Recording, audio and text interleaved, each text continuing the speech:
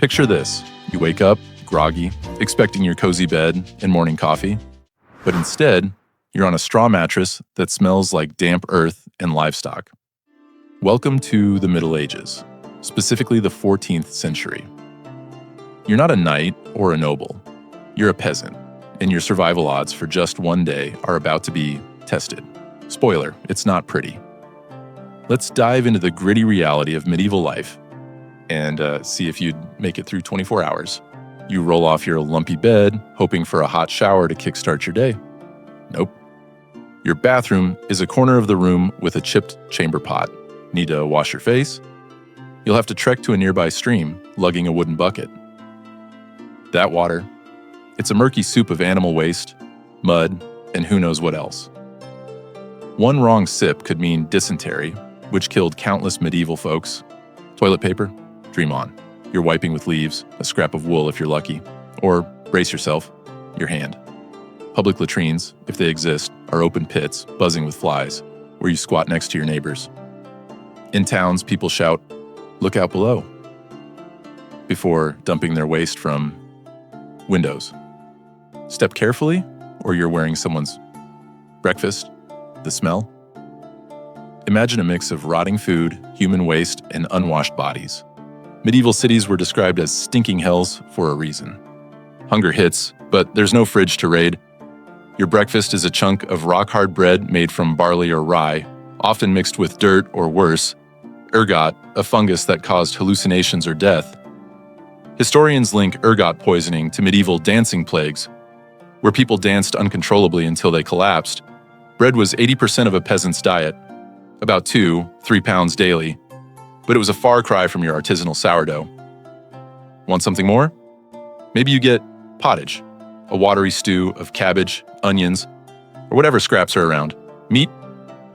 That's a Sunday treat for the lucky, often rancid pork or fish that's been sitting in a cart for days.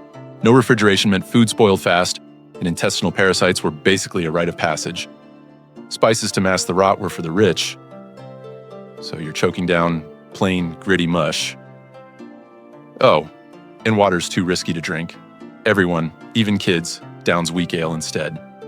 A typical peasant guzzled 6-8 pints of ale daily because it was safer than the cholera-laced streams. By mid-morning, you're out in the fields, assuming you survived breakfast. As a peasant, 90% of the population, you're tied to a lord's land, working 10-14 hours daily. Your tools? A wooden plow, and maybe an ox, if you're not pulling it yourself. Winter means hacking at frozen soil for a single turnip. Summer means sweating under a brutal sun. Harvest season. You're burning 4,000 calories a day, swinging a sickle until your hands bleed. If you don't own land, you're toiling for a noble, handing over most of your crops as tax. Other jobs aren't much better. Blacksmiths choked on forge smoke, risking burns or blindness. Tanners waited in vats of urine to soften hides, their skin stained yellow from chemicals. Kids as young as 7 started apprenticeships, working 12-hour days for years before earning a penny. The pay? A laborer might earn 2 pennies daily, barely enough for a loaf of bread. Forget minimum wage. The goal was not starving before sundown.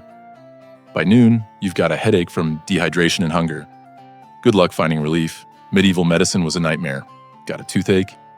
The local barber yanks it out with pliers. No anesthesia. Infection from a splinter could turn into gangrene, leading to a saw amputation. Again, no painkillers. Bloodletting was the go-to cure for everything, with leeches or knives draining you until you fainted. Other remedies included drinking mercury or eating crushed beetles. Spoiler, these often killed faster than the disease. Disease was everywhere. The Black Death wiped out 30-60% of Europe in the 1340s, killing millions in days with swollen boils and black sores. Smallpox scarred or killed 30% of its victims. Kids faced a 20-40% chance of dying before age 5 from measles or dysentery. No sewage systems meant waste piled up in streets, breeding rats and fleas that spread plague. Bathing was rare, once a year, if that, because people thought water carried disease. Your modern immune system? It's not ready for this. People wore charms made of herbs or bones to ward off evil spirits. These spirits were believed to cause everything from fevers to failed harvests.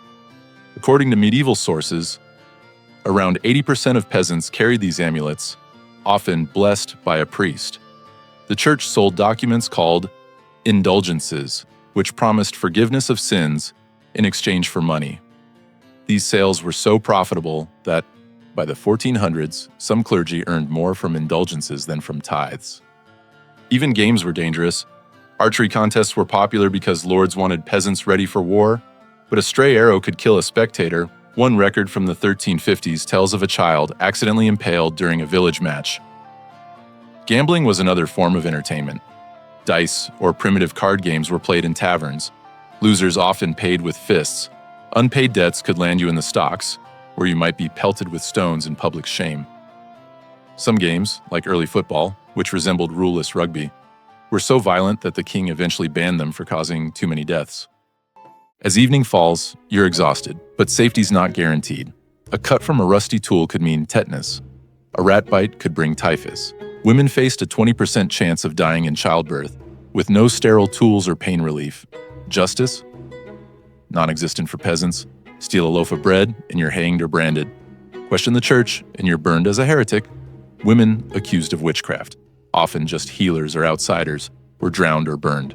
If war came, you'd be drafted to fight with a spear, no armor, facing arrows or boiling oil. The 100 Years' War alone killed 3.5 million. Even the rich weren't safe. Their fancy glazed plates leached lead, causing seizures or infertility. Rainwater collected from lead-tiled roofs was another poison source. Everyone was at risk from ergot-tainted bread, which could make you hallucinate or lose limbs to gangrene. Even your neighbors could be your enemies. Disputes over land or livestock often ended in bloodshed. One account from 1390s York tells of a farmer being stabbed over a stray cow. There were no police, just the hue and cry, where you'd scream for help and hope someone cared. Even taverns weren't safe. Drunken fights often ended with someone getting stabbed in the gut. Medieval coroner records from London show that 1/3 of deaths in public places were violent, often caused by spilled beer or a bad bet. By nightfall, you're filthy, starving, and aching. Your straw bed offers no comfort, and the stench of your shared room, humans and animals alike, keeps you awake. The Middle Ages weren't romantic. They were a daily fight against hunger, disease, and death. Life expectancy was 25, 33 years, and reaching 40 made you a village elder. One wrong move, a bad drink, a small cut, a stray arrow, could end you. So, could you survive? A single day, your soft, modern self would struggle with the filth, the labor, the hunger, and the constant threat of death. The Middle Ages didn't care about your feelings or your Wi-Fi.